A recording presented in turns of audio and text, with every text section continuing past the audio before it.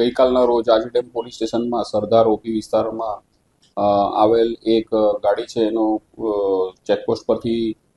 ભાગી જતા તેને પોલીસ શંકાસ્પદ જણાવતા તેનો પીછો કરેલો અને ઉપરોક્ત આરોપી છે ગાડીનો ચાલક એ અંદરના અંતરિયાળા ભાગે લોધીડા ગામ તરફ ભાગેલો ને જે સિંગલ પટ્ટીનો રોડ હોય અને પોલીસ પણ તેનો શંકાસ્પદ જણાવતા પીછો કરતા તેને સામેથી આવતા એક મોટરસાયકલ ચાલક ઇસમ છે દિનેશ બચુ સોલંકી તેને ટક્કર મારેલી અને આ બનાવમાં દિનેશ બચુ સોલંકીનું મૃત્યુ થઈ ગયેલું. ત્યારબાદ પોલીસે સ્થળ પર જઈને તપાસ કરતા તેમાંથી ગાડીમાંથી દેશી દારૂ 100 લીટર જેટલો અને 20,000 રૂપિયા જેટલો દેશી દારૂ મળેલો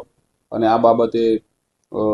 આજીડેમ પોલીસ સ્ટેશનમાં BNS કલમ 105, 281 MV એક્ટ 77, 184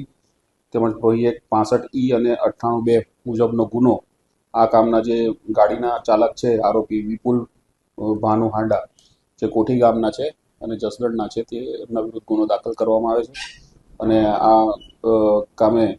પ્રોહી મુદ્દામાલ કબજે કરવામાં આવેલ છે, ગાડી કબજે કરવામાં આવેલ છે અને આગળની તપાસ ચાલુ છે. આ દારૂ છે વનરાજ